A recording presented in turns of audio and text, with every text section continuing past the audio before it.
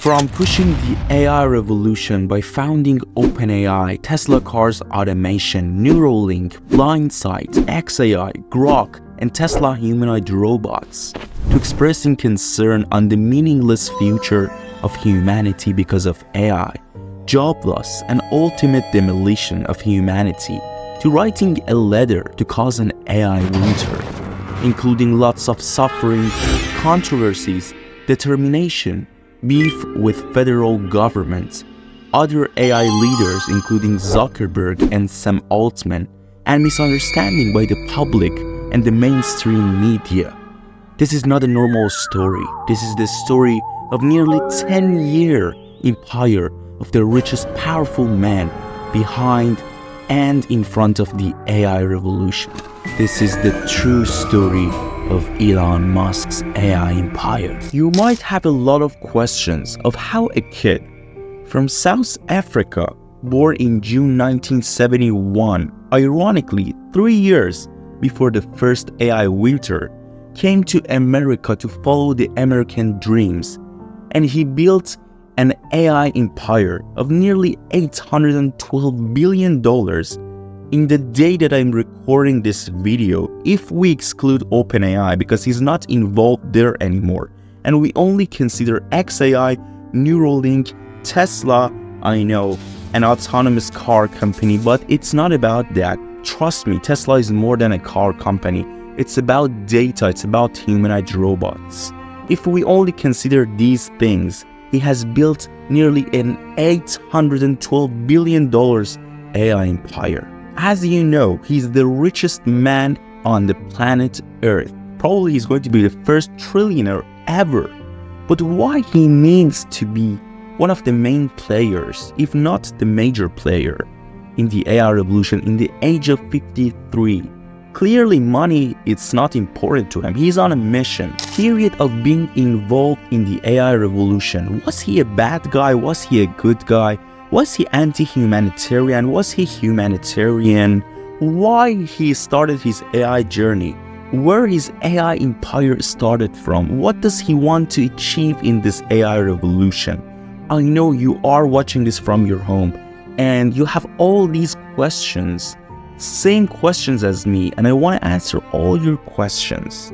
Together, we're going to clear all these questions. So just bear with me until the end of this video. Let me start the story from the date Elon became interested in AI.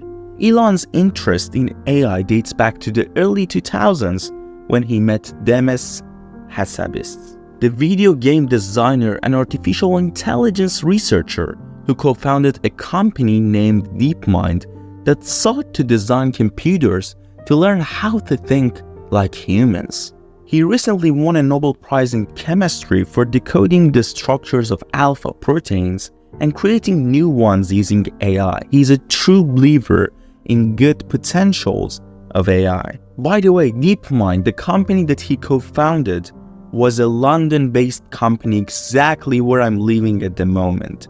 So it's kind of fascinating that the United Kingdom, the Great Britain, was once a pioneer in the AI revolution. But what happened that the United States and China, potentially China, took over the AI revolution? Let me go back to the story and you're going to find the answer yourself. So after Musk met the co-founder of DeepMind, Demis Hassabis, he was explaining to him why he's so passionate about building rockets that go to Mars, and all the arrows go back to one single mission: preserving the human consciousness in the event of World War. I think we are probably in the World War III. I mean, come on. Russia versus Ukraine, Israel versus Palestine, Lebanon, the situation in the Middle East, or, anyway, any other catastrophic events like asteroid strike or civilization collapse. So Elon wanted to save us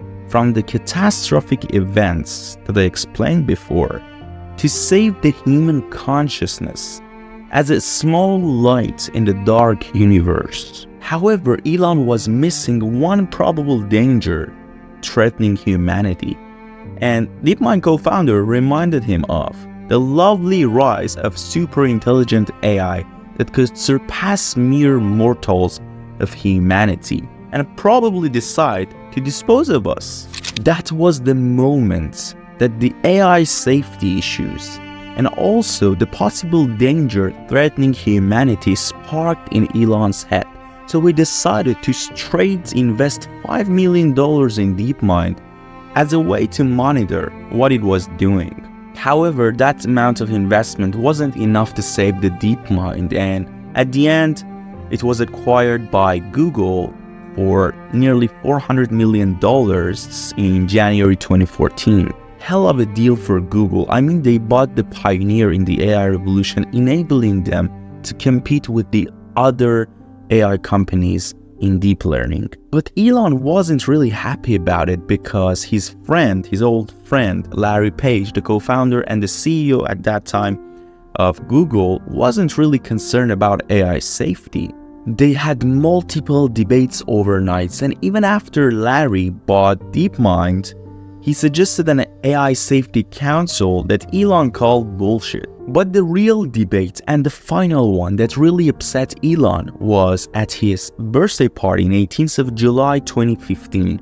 And by the way, lots of people were there, including Max Tegmark, who wrote one of my favorite books, Life 3.0, highly recommended for AI enthusiasts. During that night, Musk argued that artificial intelligence systems can replace humans and make humans irrelevant, or to some extent, even extinct humanity. And Page was like, okay, that's fine. I mean, this is another part of evolution, and we have to treat all consciousness equally, whether it's biological or digital. And he even called Musk species, and Elon was like, of course I am. Hell yeah, I'm pro-human. I freaking love humanity. In the end, the last perception was that Larry is not taking AI safety seriously, and he wants to make an AI god or maybe an AI cult. After that night, Elon called Demis Hassabis to inform him that Larry shouldn't be the one who controls AI, and he described AI as more powerful and dangerous as nuclear power. So he started to hosting his own series of dinner discussions as a way to counter Google and promote AI safety. Elon has stated his concerns even before his final debate with Larry Page. And one of the major moves that he did to express his concern on the AI safety was signing an open letter which was calling for the research on societal impacts of AI, and it was signed by Elon himself, the great Stephen Hawking, and dozens of AI researchers in January 2015. They stated both positive and negative impacts of AI in short-term and long-term on human civilization. Even Elon reached out to President Obama at that time, and he agreed to one-to-one meeting, and Musk explained the risks and the fact that it needs to be regulated. However, it wasn't something that rose to the level that President Obama would do anything about, so he didn't actually help Elon on that matter. All these actions Elon made to express himself on AI safety led to meeting someone who's now one of the pioneers in the AI boom, the one and only Sam Altman, a tightly bundled software entrepreneur, a sports car enthusiast, and Y Combinator president at that time, providing small amount of seed funding for startups, a survivalist who behind his Polish veneer had a Musk-like intensity. They decided to co-found a non-profit artificial research lab called OpenAI, which you are probably familiar with because everyone uses ChatGPT these days. Just to let you know, OpenAI had 11 founders when they started, and some other outside investors like Peter Thiel, who wrote one of my other favorite books, 0 to 1, and these guys, 2 of these 11 people were from the PayPal mafia. If you look at this picture from 2000s, all these people were in PayPal, and each of them became successful. and two of them became one of the early investors in a company that is now the face of generative AI and probably the major one and the pioneer one in the AI revolution, period. Anyhow, OpenAI wanted to make its software open source and counters Google's growing dominance in the AI field. They wanted to make a Linux version of AI so any one person or one corporation didn't control. That's why they decided that many competing systems providing checks and balances was better. So that's why they wanted to make the source truly open so others can build systems on its source code. Wow, so a debate between Elon and Larry led to the leading private startup in generative AI, worth of nearly $157 billion, basically one of the highest valuations among private companies, sitting behind SpaceX, of course, worth of I think nearly $200 billion. Elon and OpenAI team did a great job from 2015 to 2018. In those early years, the OpenAI was marked by rapid experimentation. They made a massive progress in research, in deep learning and reinforcement learning. One of the major reasons of OpenAI's rapid progress in those 3 years was the great relationship of NVIDIA CEO and Elon Musk. I'm pretty sure that you know what NVIDIA is by now because it has one of the highest market cap, nearly $3 trillion, and it's one of the AI leaders in this AI revolution. They have been building GPUs for decades, which is the backbone hardware to train the AI models. I don't want to talk about NVIDIA here because I've already made 2 videos on NVIDIA in depth. I have answered all the questions that you have and you want to know on NVIDIA. So just make sure that you go to the description and click in those links and watch those 2 videos. But for now, let's go back to our story to see why the relationship, the friendly relationship of NVIDIA CEO and Elon Musk led to the rapid progress of OpenAI in those 3 years. In August 2016, Jensen Huang delivered the first ever supercomputer named DGX-1 to OpenAI. And DGX-1 ended up accelerating the OpenAI's research in deep learning and reinforcement learning by weeks, according to one of the co-founders, Ilya Sutskever, who has introduced the early models of AI to Jensen Huang several years earlier. A supercomputer as powerful as DGX-1 also meant the OpenAI team could do experiments that were previously out of reach, simply because there was a need for high computation power. Much of that work eventually forged the foundations of the generative AI tools that OpenAI pioneered. So the key takeaway from this is NVIDIA had a great role and impact in OpenAI's success, and a friendly relationship of Huang-Musk led to that. However, Musk's determination to develop artificial intelligence capabilities at his own companies caused a break with OpenAI in 2018. He tried to convince Sam Altman that OpenAI needs to be folded into Tesla. The OpenAI team didn't agree with him. Also, Sam Altman stepped as a lab president, started a for-profit arm that enabled him to raise equity funding and major investments from partners like Microsoft. So a man who's the reason why OpenAI exists today left the company in 2018 and had multiple lawsuits and beefs with Sam Altman. I don't want to go to details here because I'm going to talk about the controversies, the beefs that Elon had with OpenAI since 2018 later in this video. But for now, let's back to the story and focus of what Elon did align with OpenAI to make sure AI is safe for humans and it's a positive force rather than being a mass destruction for humanity. Before that, make sure that you have subscribed to the channel and ring the bell to join the AI revolution and get all the updates as well. Okay, now I want to talk about 2 parallel projects that Elon felt were necessary to ensure AI safety align with his work from 2015 to 2018 in OpenAI. Those included Neuralink and Tesla. But firstly, I want to talk about Neuralink. Why Elon started Neuralink, how Neuralink leads to the AI safety regarding human civilization survival. Musk felt one of the ways to make sure the AI safety and humans having control over AI was to tie the bots close to humans. This way, the AI needs to be an extension of the will of individuals rather than being systems that could go rogue or develop their own intentions or initiatives. So this was one of the initial rationales for Neuralink, the company he founded to create AI chips that could connect the brain directly to computers.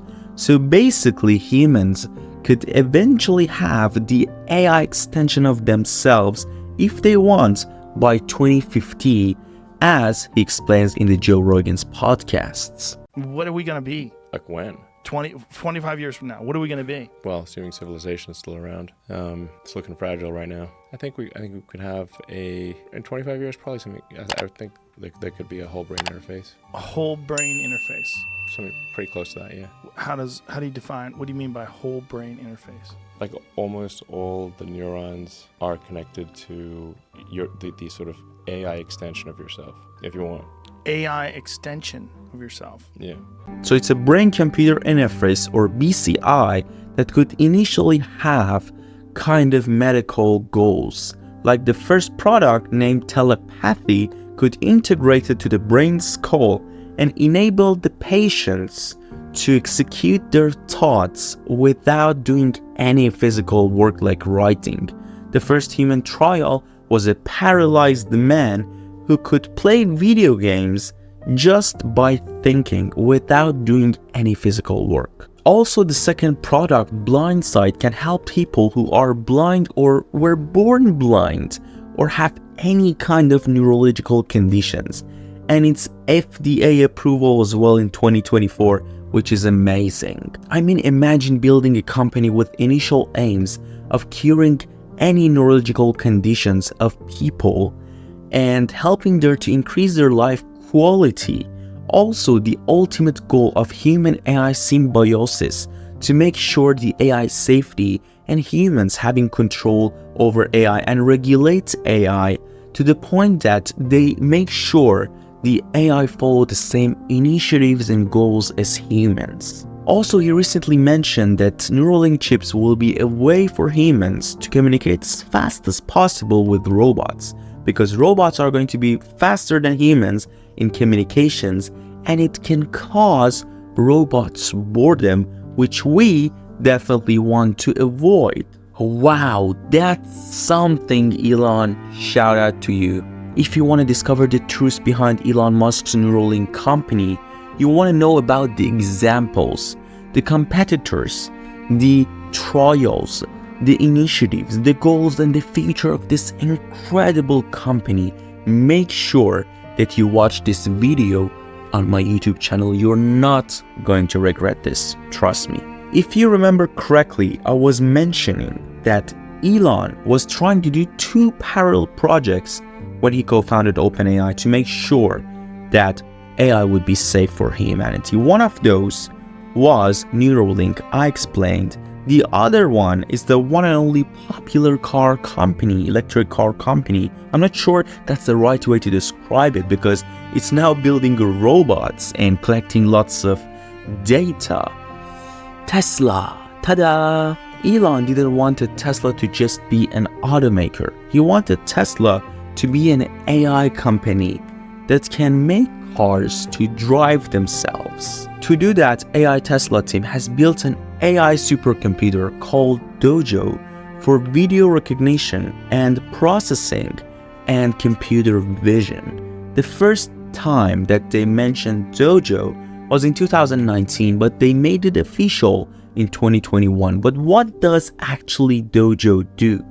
It simply trains the Tesla's machine learning model to improve its full self-driving advanced driver assistance system. So it's basically a neural network training supercomputer that uses all the images of the cars, the drivers, and all the visual data to train the AI models so it can predict the actions of the cars and drivers and anything that can happen in the road. But why we need a car? To be conscious of what's going on the road, because the human driver clearly can see if he's not blind, and he can decide. Because Elon wanted to make self-driving cars or driverless cars that are far more safer than human drivers and can prevent the accidents and traffic roads. Also, self-driving cars are higher in utility compared to normal cars. You know why? Because the normal car is being parked when they're not being used for long hours, but you can send your self-driving cars to work when it's not being used, which means with the same cost for cars, you can have a higher utility in the financial standpoint. And that's awesome. You know why? Because Elon made it happen in 2024 with the robo-taxis. Check this out.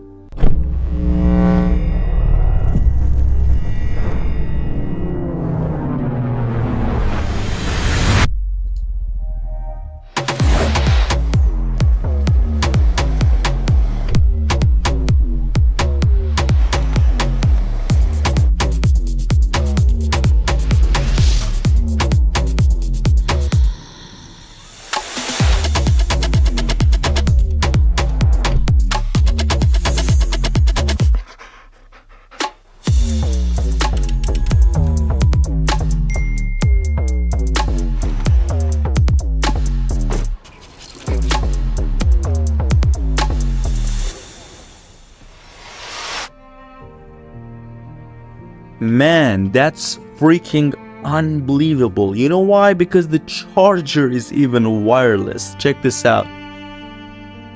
Wow.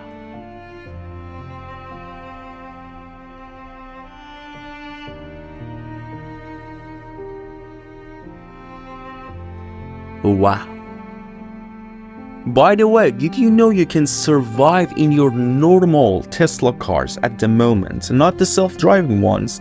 In the normal Tesla cars, you can survive in a biological disaster situation. So if you're in some sort of a biological disaster area, you can drive through your Tesla. Yes. It's literally this like biohazard defense mode where it basically pressurizes the car. So it's like the car is under positive pressure with all the air coming through a gigantic HEPA filter. And then even the air inside the car is recirculating in a secondary filter. It's got the most advanced filtration system of any car by far. Literally hospital grade. Wow. You could do an operation in the car. It's insane. That's awesome. Yeah, we got a little carried away. I'm glad you get carried away. I mean, if there is a nuclear war or an AI extension of a scientist suddenly decided to push the nuclear button and completely destroy the Earth and humanity, the same thing that happened in season 3 of the 100 movie, of course, or something like Chernobyl happened, just go and hide into your Tesla cars. If actually the Tesla car survived from the explosion, you know. It's Allie. She got out. She's on the grid. She's cracking systems. She just got through portal security for Stratcom in Omaha. What is she doing? She's hacking nuclear launch codes. Why? Too many people. Send Allie's poison pill virus through the web. Do it now. Kill her. I did that 10 minutes ago. She's locked me out of everything. Chris, get to the lighthouse bunker. Do it now. Doctors, there's a situation on the ground. 27 ICBMs have been launched from China. No one knows why, but it's real. It's headed for the United States. Open the window.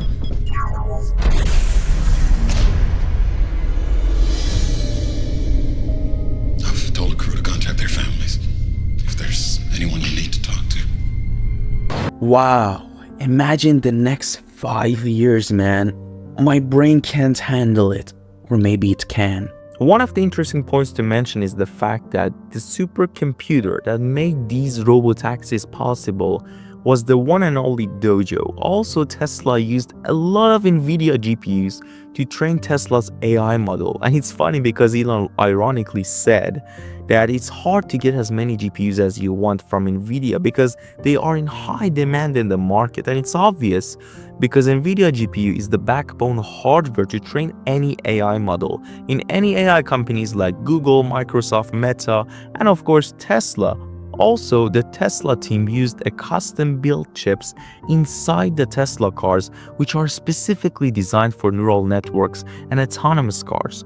Also, there is a potential to use these kind of chips, custom-built chips, and redesign them to make them a kind of competitor in the future to NVIDIA chips in a broad market. And Elon in a recent interview actually said the third version of Dojo would be the deciding factor that if we want to consider this potential or not. Yeah. No, the team, the Tesla chip design team is extremely good. But is there a world where, for example, other people over time that need, some sort of like video use case or image use case could theoretically, you'd say, oh, why not? I have some extra cycles over here, so it should kind of make you a competitor of NVIDIA. It's not intentionally per se, but. Yeah, I mean, there's training and inference, and we do have those two projects at Tesla. We've got Dojo, which is the training computer, and then our inference chip, which is in every car, inference computer. So, and Dojo, we've only had Dojo 1. Dojo 2 is, we should have Dojo 2 in volume towards the end of next year. And that will be, we think, sort of comparable to sort of a B200 type system, a training system. So I guess there's some potential for that to be used as a service. Dojo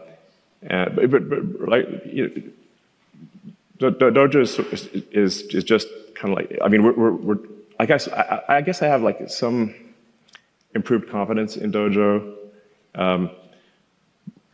but I think we won't really know how good Dojo is until probably version 3. Like, it usually takes 3 major iterations on a technology for it to be excellent, and we'll only have the second major iteration next year.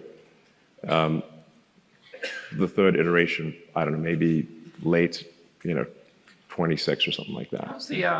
I don't think Elon actually considered this as a priority to go to the chip market and compete with NVIDIA.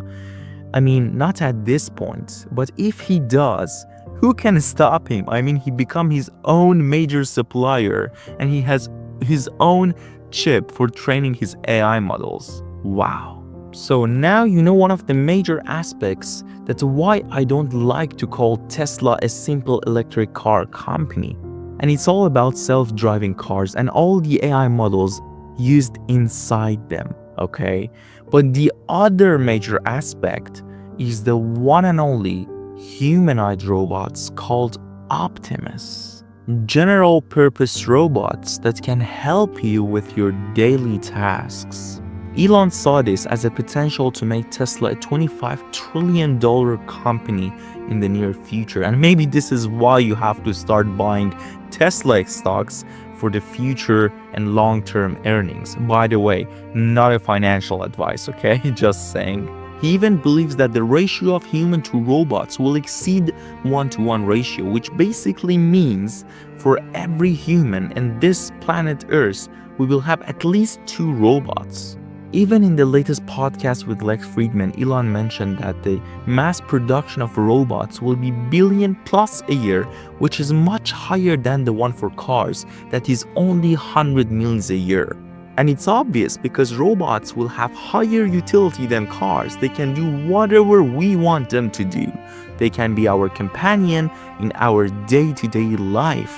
But if the number of robots exceeds the number of humans, there will be a question on economy, because economy is output per person times persons. And if the output is much higher and there is no actual limit on the persons, so what will be the actual definition of economy? think about it. So Elon showed the prototype of Optimus robots, and it was mind-blowing. Check this out. Introducing Optimus, the future of robots. It can shoot, it can fight, it can cut, it can rob banks, and finally unwinding with grandma swapping stories. And smokes, it can box, it can do yoga, it can dance ballet, and it can steal your groceries for you. Optimus can do anything. These robots will cost 20 to 30 grand, and the production will start from 2025 for companies' internal use first. This is crazy. Also, there has been some debates around the AI weapons like humanoid AI soldiers, that should we allow them to decide to kill humans or not. Also, there were funny things about the similarity of robotaxis and the Optimus robots to the movie I, Robot. And even the director of I, Robot movie tweeted, "Hey Elon, I need my designs back." This is so funny. I hope the human story with this AI revolution is not going to be the same as I, Robot movie. Now we know nearly 60% of Elon Musk's AI journey, from DeepMind to signing an open letter, to founding OpenAI and having a great relationship with NVIDIA, to leaving OpenAI and doing Neuralink and Tesla, working on them in parallel to ensure that the humans will adapt to this AI revolution in a safe, useful way that benefits all the humanity. So I want to flash back to 27th of October in 2022, the day Elon bought Twitter and changed the name to X. And you might ask, okay, that was an action, but what does it have to do with his AI journey? Trust me, everything goes back to AI. And before I explain how does his X platform relates to his AI empire, let me tell you about the day that Elon wanted to cause the third AI winter, to pause AI, to buy time for humans to adapt to this AI revolution. The first AI winter was back in 1974, and the second one was back in 1987.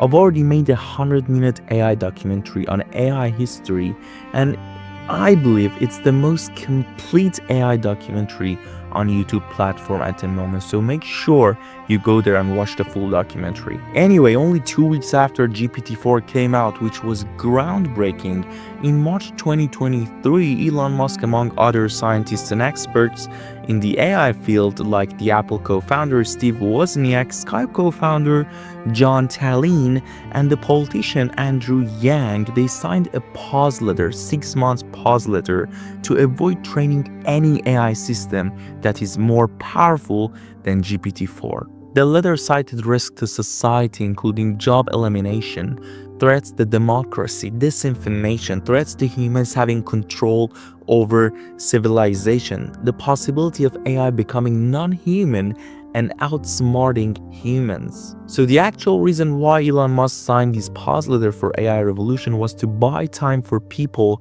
and the society to adapt to this AI revolution and make sure there are regulations and safety protocols. And if not, the government needs to step in. For the first part, I truly believe that humans are very adaptable and flexible entities. And I recently went to Yuval Noah Harari conference here in London, which was about his new book called Nexus.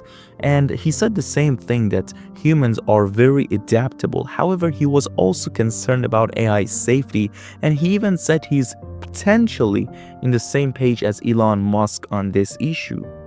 Even Dr. Geoffrey Hinton, the godfather of AI, who recently won Nobel Prize in Physics because of his works in neural networks in 70s and early 80s, left Google after 10 years in May 2023 to talk about AI dangers, job loss, and the need to establish a concept of universal basic income, or UBI, and the minimum wage for people. He even regrets his work on neural network because he says people don't understand the potential danger of AI in the future. And even Elon questioned the fact that who's going to raise the AI safety concerns in big companies like Google when someone like Jeff is not there anymore. Does humanity know what it's doing? No. I think we're moving into a period when, for the first time ever, we may have things more intelligent than us. You believe they can understand? Yes. You believe they are intelligent? Yes. You believe these systems have experiences of their own and can make decisions based on those experiences?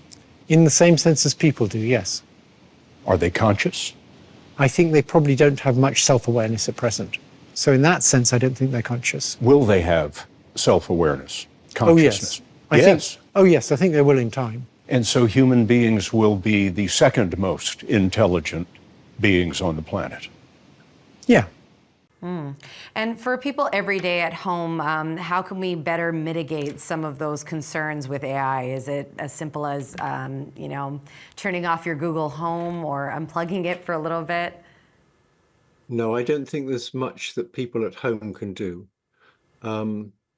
It's the big companies need to do stuff. They need to do more safety research, and governments need to regulate it effectively, have regulations with teeth. I think it's not like recycling or something where they pretend that you can do stuff at home that makes a big difference. I don't think you can here. Okay, noted.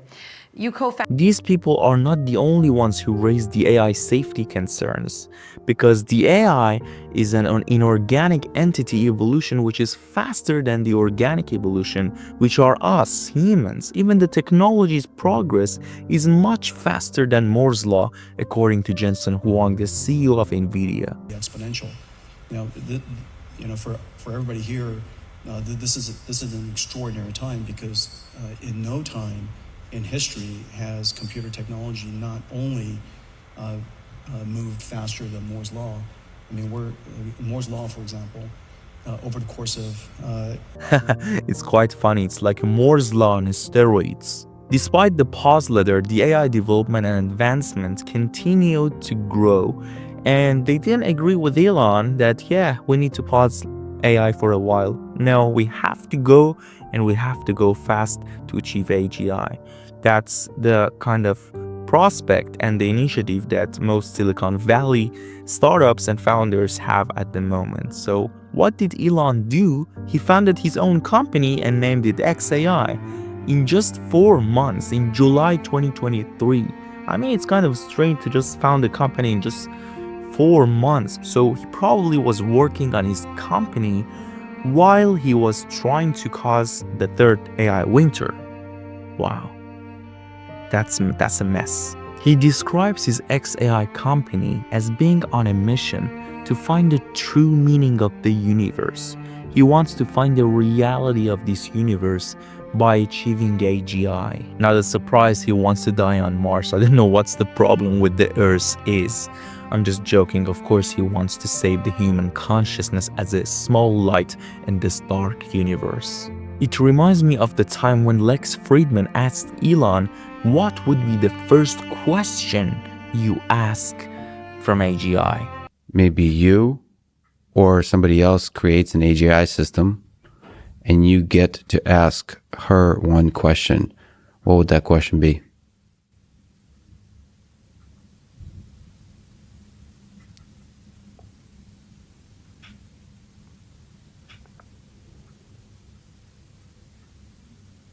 What's outside the simulation?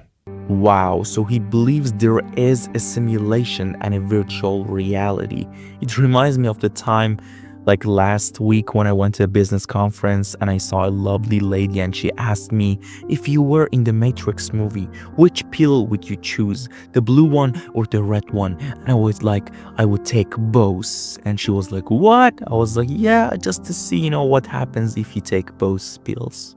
Because no one ever done that. The question here would be finding the true nature and true meaning of the universe is the only reason why he started xAI. I mean, of course, to find the meaning of life and to find the true nature of the universe is one of the major reasons why he founded xAI. But also, he wanted to prevent the AI dystopia in the future and find a company that actually cares about AI safety and the benefits of AI to humanity and a rival to Google DeepMind and OpenAI Microsoft. I mean, it's kind of ironic because he founded OpenAI himself, and now his xAI company is a true rival to OpenAI. By the way, do you remember the time that I told you he bought Twitter and you asked me, what does it have to do with AI?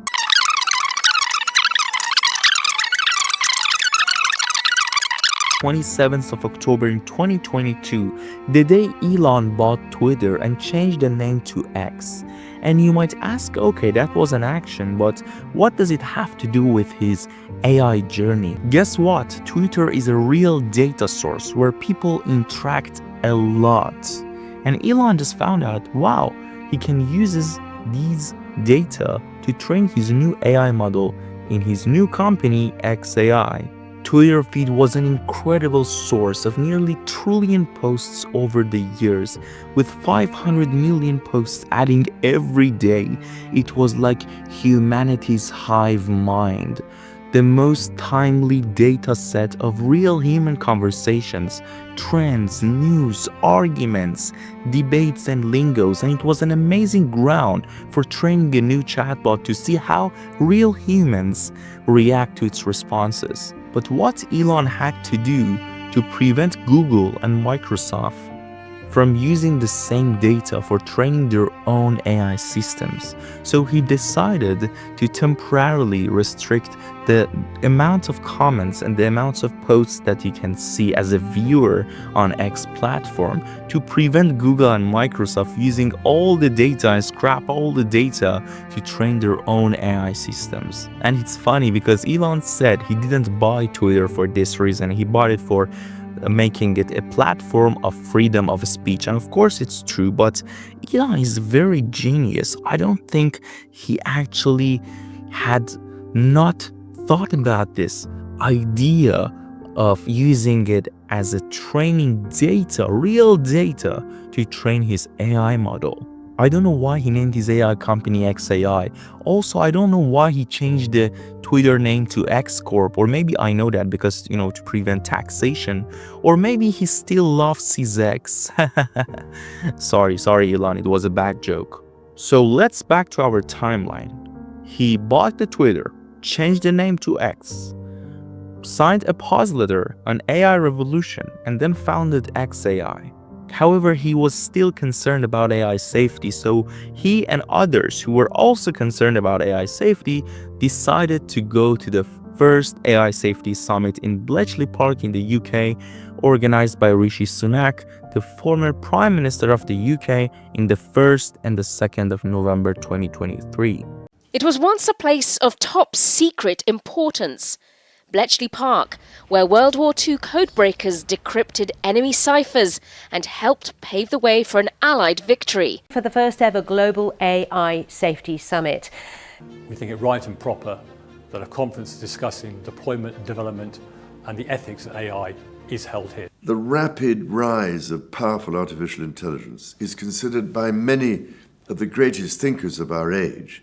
Only 2 days after that AI Safety Summit, he announced his new AI chatbot called Grok, a general artificial intelligence chatbot based on a large language model, or LLM.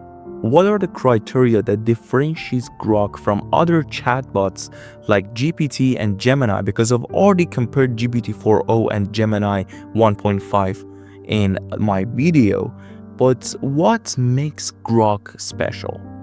First of all, the word Grok means understanding, and it's quite obvious according to the xAI's mission of understanding the true nature of the universe.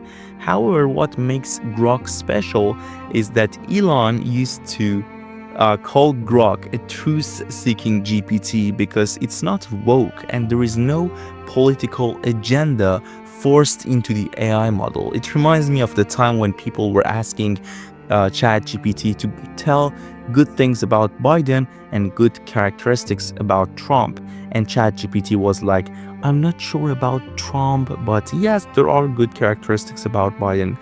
obviously biased, or the time that people were asking Gemini to draw a picture of the founders of the United States. One more thing about Grok is that it is integrated into the X platform with real data, which makes it more real. Also, Grok 2 can generate unfiltered images, which means the image can include real political figures, celebrities, and real people, which seems to be more controversial and sensitive content. But there might be some limitations on the kind of contents that infringe the copyright or trademark. But what makes Grok so special that it has one-of-a-kind sense of humor. To train Grok 3 and advance it in a huge way, Elon needed high computation power, so he decided to make the world's largest supercomputer ever called Colossus in just 4 months from start to finish, something that normally takes 5 years. He finished it in just 4 months, and it had 100,000 GPUs with a promise to make it double to 200K at the end of this year. It seems that Elon and Nvidia are going to continue their friendly relationship for a while. Sam Altman wasn't really happy about Colossus, and this is maybe because Elon has a high computation power to train his AI model, and maybe this is why Microsoft and Google are trying to seek the nuclear power and use that to generate electricity to train their AI models. I mean, at the end, as a wise man said, the AI revolution wouldn't be possible without nuclear power. And if you're wondering who is that wise man, that was the founder CEO of Nvidia. Now at this point, we know the history of Elon Musk's AI journey from 2010 to this day. So now I want to talk about all the beefs, the controversies, and my opinion on each of them. The most popular beef he had was with OpenAI and Sam Altman. Wait a second, I have to change my dress to formal dress code.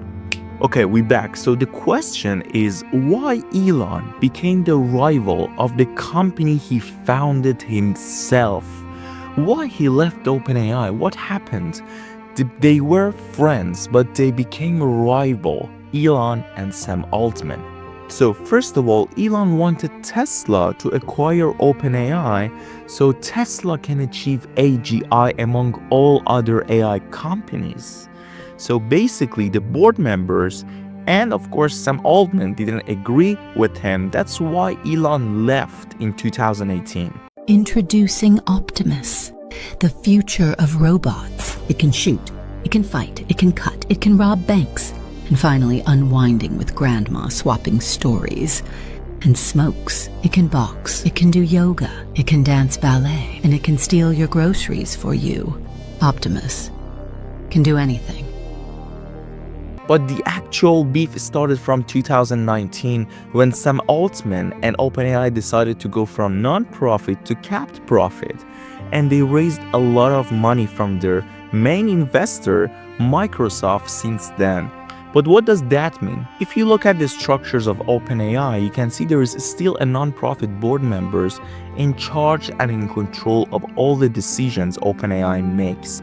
So they control the inner subsidy, which is capped profit, like the investors like Microsoft, who has commercial interests. And even the profit is capped, so it has limits. It was initially 100x of the initial investment, which is much lower according to Sam Altman at the moment. So anything, any profit above 100x of the initial investment would go to the non-profit organization, which is like a charity or foundation, and all the profits over 100x would be used for OpenAI's research and product development. So this claims that OpenAI is an independent decision maker and a company. So investors like Microsoft are not forcing any decision that OpenAI wants to make. You know, they're not forcing the decision in a specific direction. I'm not sure about that because it reminds me of the time when OpenAI board members in 17th of November 2023 decided to fire Sam Altman,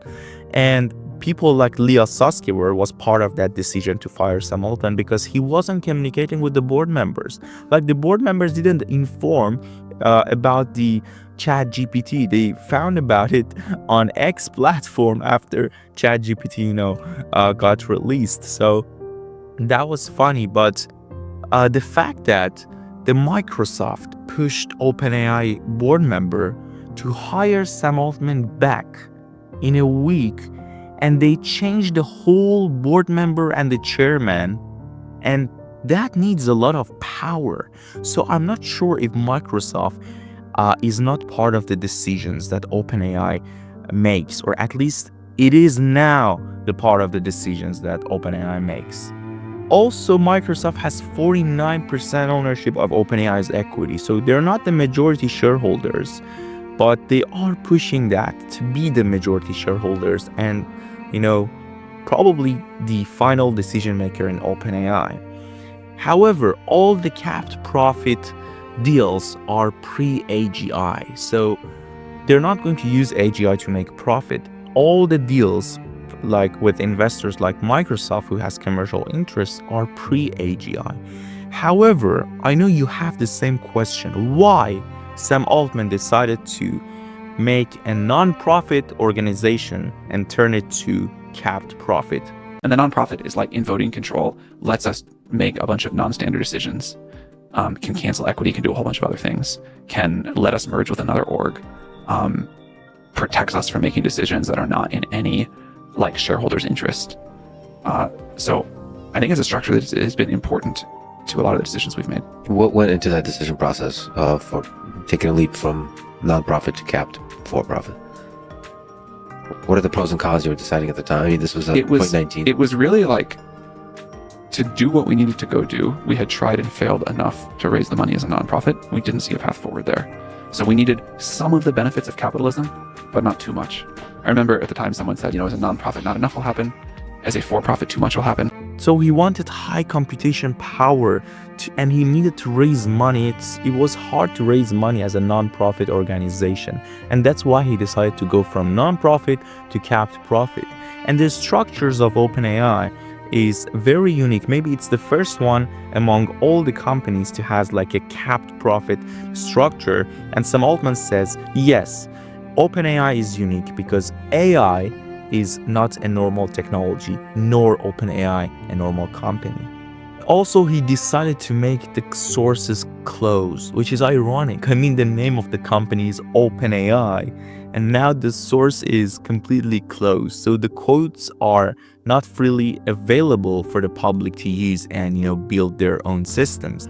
And this is where Elon became mad. He was like, you can't just change a non-profit organization with an open source to completely closed source organization which maximizing the profit without caring about AI safety. It's illegal. Elon was mad. Elon sued OpenAI, but he dropped the lawsuit after a while. I don't know why. OpenAI, you seem somewhat frustrated with them in terms of it becoming a for-profit. You were one of the big contributors. I am the reason OpenAI exists. It wouldn't exist without me. I came up with the name. OpenAI refers to open source. It does seem weird that something can be non-profit, open source, and somehow transform itself into a for-profit closed source. Let's say you funded an organization to save the Amazon rainforest, and instead they became a lumber company and chopped down the forest and sold it for money. So Elon wait a second, I just gave you money, nearly $50 million as an independent investor when we started OpenAI together, because our initial values were we have to make it open source to benefit all the humanity, and we have to make it non-profitable, a counter to Google and DeepMind at that time. And now you used my money, you tricked me, and now it's completely the opposite. It's closed source, and it's maximizing the profit, which is the complete opposite. I would have made the company public if I wanted to raise money from the public, but I kept it private to be a counter to other companies who are maximizing profit and they're not caring about AI safety. But it's now operating like any other AI company. There's no difference between OpenAI and Google. The open in OpenAI refers to open source. Yeah. So why were you concerned about the profit motive warping things at that point? Well, at least, well, I think this perhaps is particularly a challenge for publicly traded companies. You just get sued if you don't maximize profits. You know, the shareholders, you'll get a shareholder class action lawsuit. Yeah. That will force you to maximize profits. Yeah. So you thought that you thought a for-profit system might tilt the development of AI in directions that were short-term profit motivated instead of cracking the fundamental problem, something like that. Yeah, and look, I could be wrong about a lot of these things, but that's what I thought at the time, and I wanted to create something that I thought would be the polar opposite of Google, which is obviously a for-profit and closed source. Centralized, Centralized, and you don't get to see what's going on. And Sam Altman's reaction was like, no, Elon is just mad because he wasn't part of our success. And he was okay with the for-profit organization back in 2015. Check these emails. He basically released the emails between him and Elon that shows, yes, Elon was okay with the for-profit organization. I'm going to read the whole emails for you. So it's like, okay, we realized building AGI will require far more resources than we'd initially imagined. Elon said we should announce an initial $1 billion funding commitment to OpenAI. In total, the nonprofit has raised less than $45 million from Elon and more than $90 million from other donors, okay? And when we go to see the emails, the first email from Elon Musk to Greg Brockman, which was, I think, the president at that time, one of the co-founders of OpenAI, and of course Sam Altman. I'd favor positioning to blog to appeal a bit more to the general public. There is a lot of value to having the public root for us to succeed, and then having a longer, more detailed and inside baseball version for recruiting with a link to it at the end of the general public version. So it says that yes, Elon, it seems to have kind of hope and to make the company public. We need to go with a much bigger number than $100 million to avoid sounding hopeless relative to that Google or Facebook are spending. So the main aim of Elon was to make OpenAI a counter to Google and Facebook or other AI companies, okay? So he wanted to raise more money, like $1 billion funding commitment, not just 100 million, okay? And now we see the email from Elon Musk to Leah Sutskever, one of the co-founders as well. So exactly right. We may wish it otherwise, but in my opinion, Tesla is the only path that could even hope to hold a candle to Google. Even the probability of being a counterweight to Google's is small, it just isn't zero. So it says we can't compete with Google because they have higher funding, okay? But Tesla is the only hope we have. So we can make the probability of success of OpenAI more than zero, not just zero. And they're arguing about it, and at the end, my probability assessment of OpenAI being relevant to DeepMind Google without a dramatic change in execution and resources is 0%, not 1%. I wish it were otherwise. Even raising several hundred millions won't be enough. We need billions. So of course he was okay with the for-profit thing, and unfortunately humanity's future is in the hands of someone, probably Google at that time, because Elon was very mad with the Google thing. And yes, so it shows, yes, Elon was okay with the for-profit thing because his main aim was to make a company counter to Google, and he truly cared about AI safety, and he truly believed Google, Facebook, and other AI companies are not actually caring about AI safety. So my understanding from all these evidence is Elon wanted to make AGI and AI in a safe way that benefits all the humanity. And he knew he couldn't counter Google and other big AI companies because of funding, and OpenAI couldn't raise that much money. So he was like, okay, Tesla will acquire OpenAI, and it's the only way that we can fund the projects so we can counter other AI companies which are not caring about AI safety.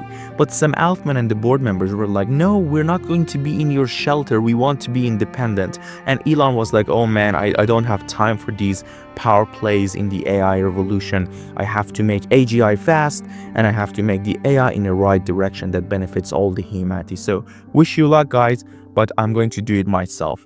But after he saw that Sam Altman and the Microsoft are partnering with each other, he was like, oh no, they are doing the same thing as Google DeepMind. So they're maximizing the profit without caring about AI safety.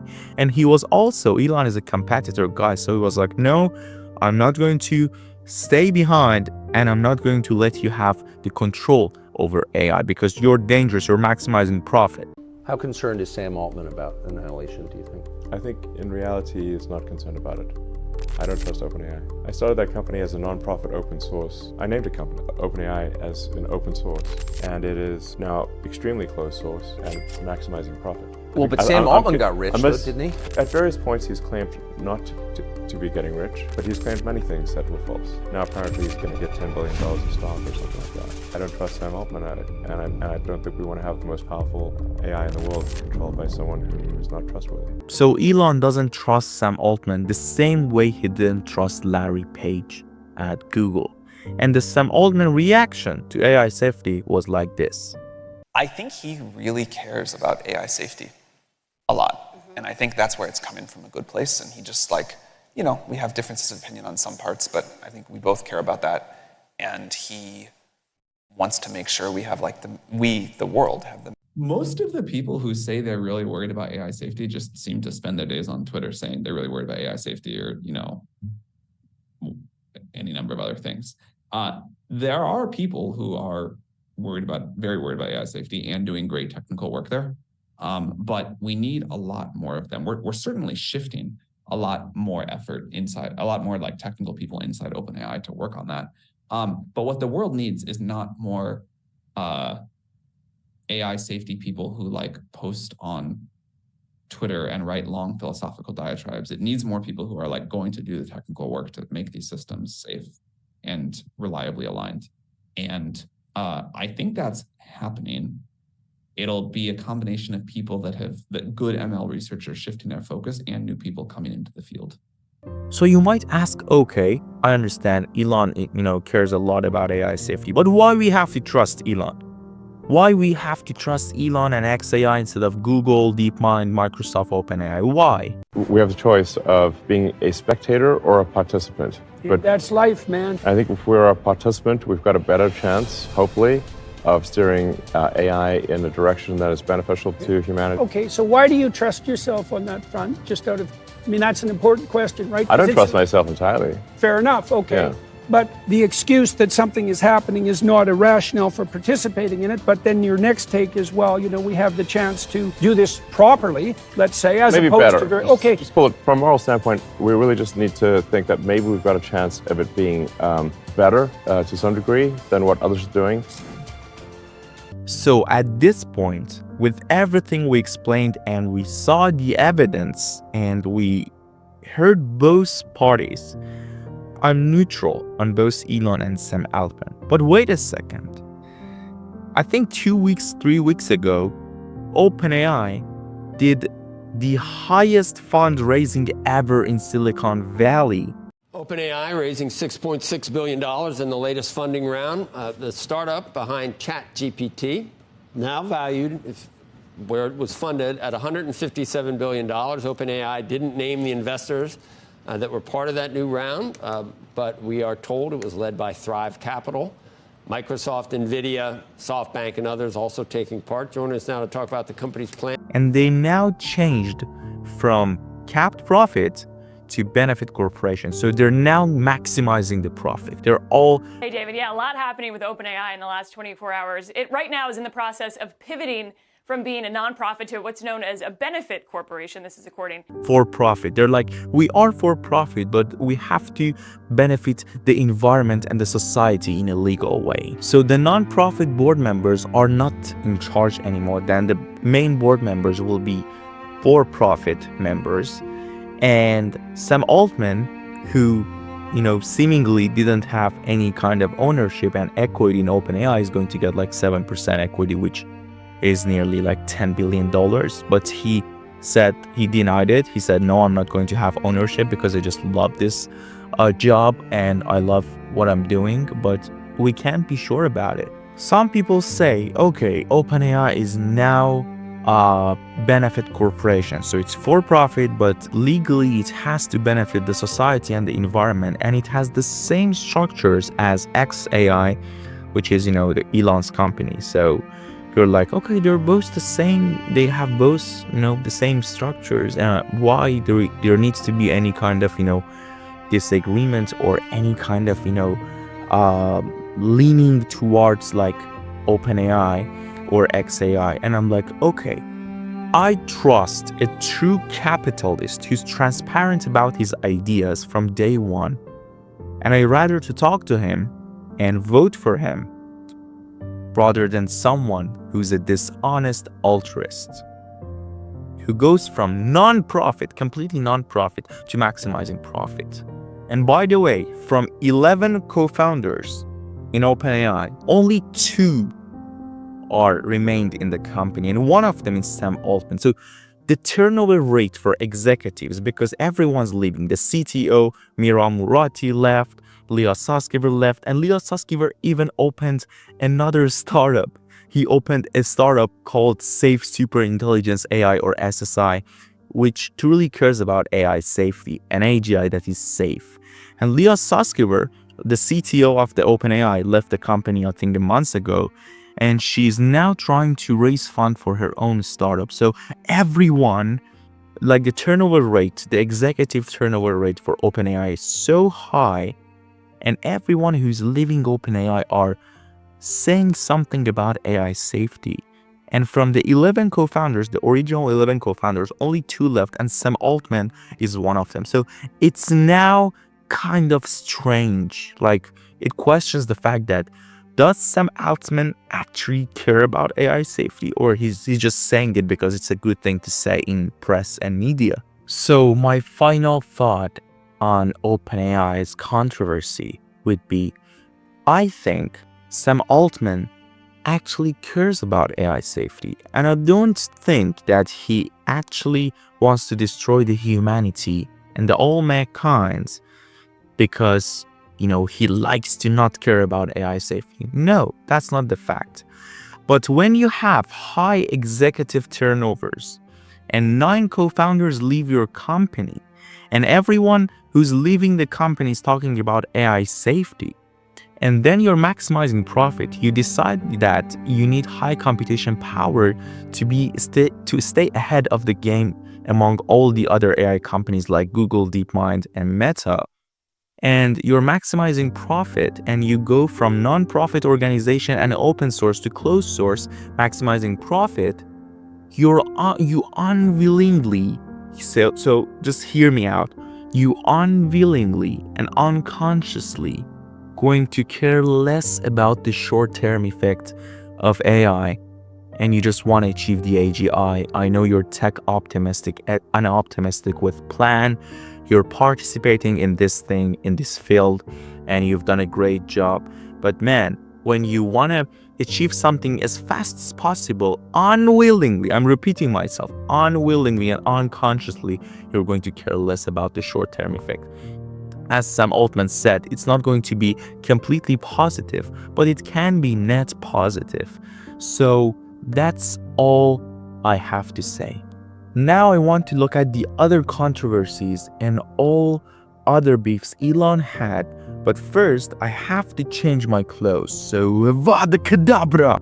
So one of the controversies around xAI is the fact that they announced the formation of xAI only 4 months after the pause letter. So it's like Elon was working on his own AI company while trying to cause an AI winter and pause the AI revolution. I think on this one, Elon wanted a backup plan because he knew that the probability of everyone agreeing to pause the AI revolution for 6 months tends to 0. So that's why he wanted to make his own AI company to be able to, direct the AI revolution and make the AGI in a safe way that benefits all the humanity. That's my opinion, okay?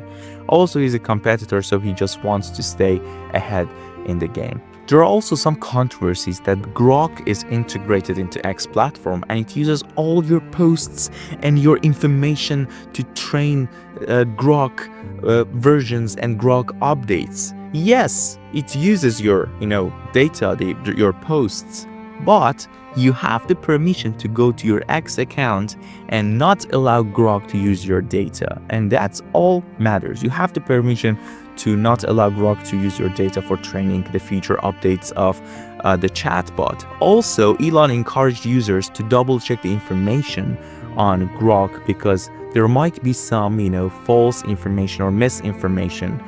So there's no controversy. Everything is regulated. Good. So was there any controversy around Elon Musk's Optimus robots? There was one kind of question and controversy that the prototypes were controlled by human and they weren't completely autonomous. And I'm not sure about it, so I can't comment on that. But I have a question for Elon Musk on Neuralink chips because Elon said he's not a fan of longevity. The project of longevity and increased lifespan significantly. Why are you not passionate about that? I mean, I don't think we should try to have people live for a very long time.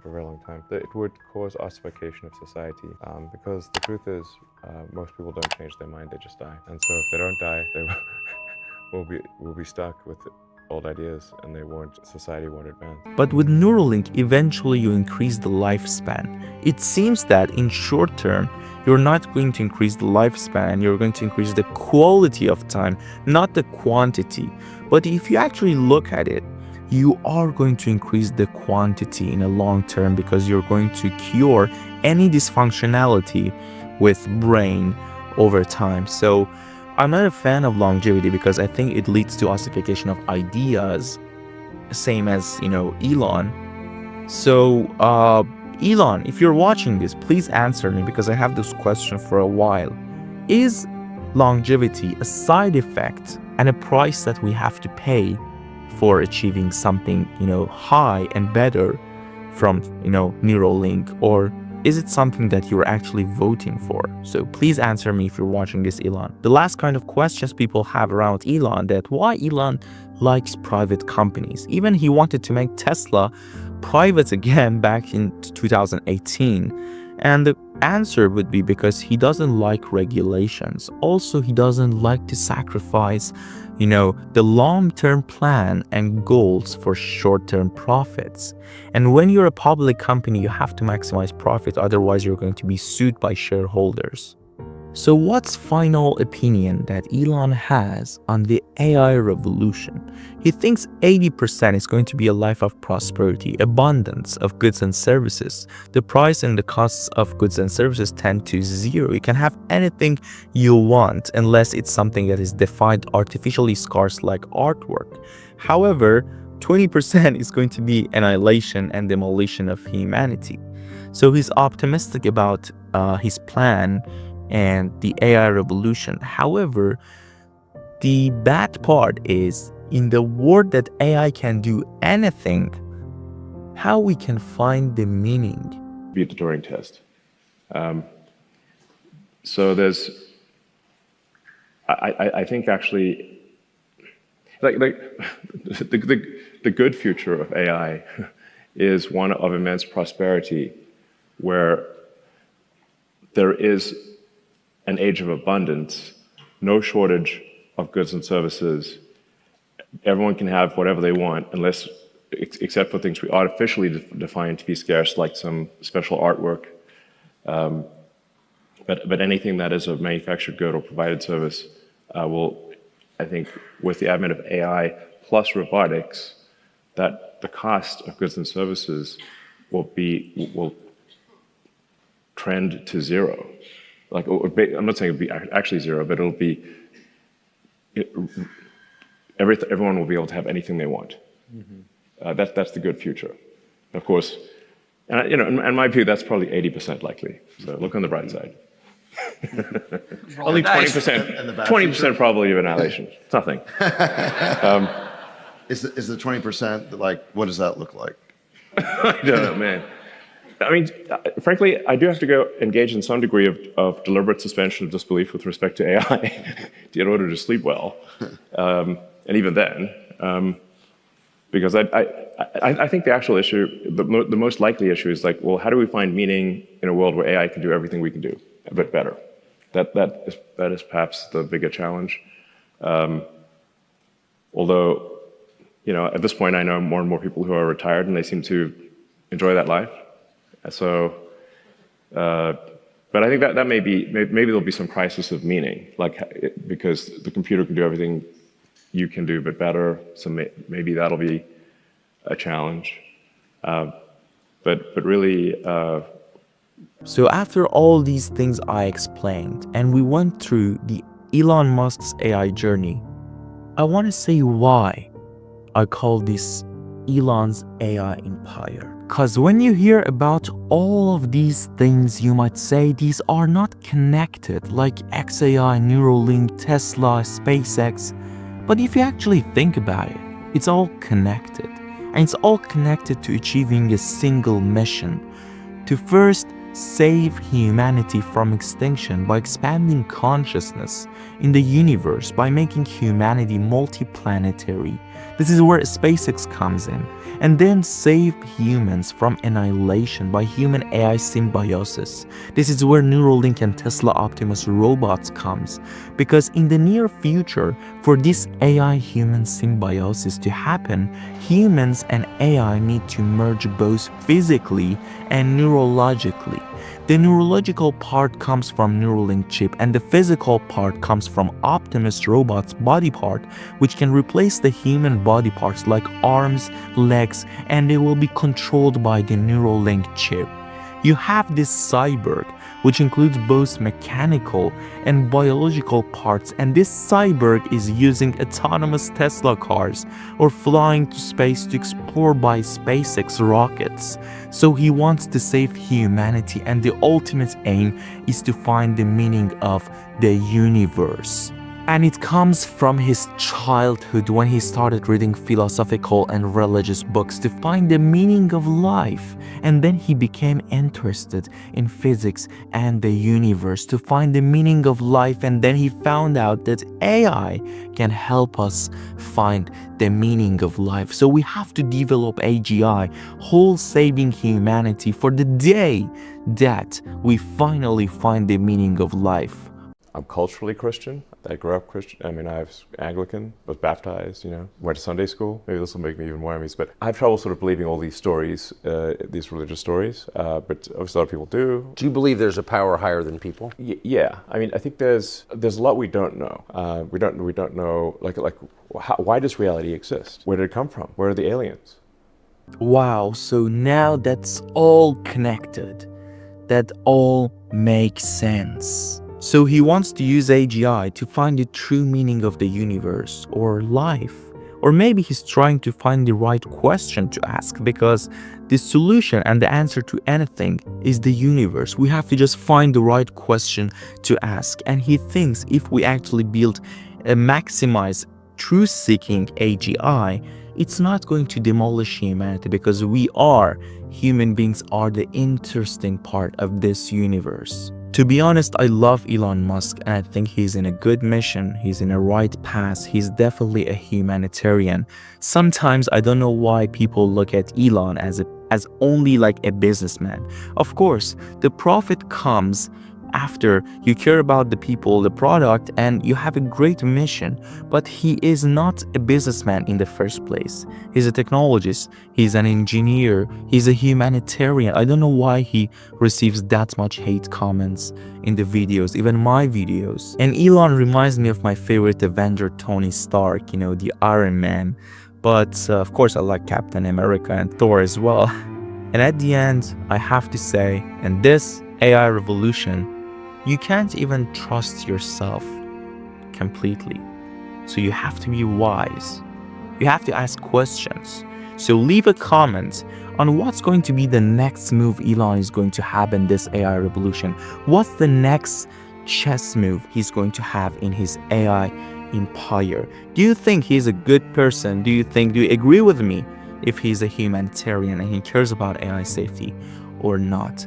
Leave a comment on that one, and make sure that you ring the bell, because you have to stay updated for the next videos, which I'm going to reveal who are going to be the people in power behind the scenes in this AI revolution.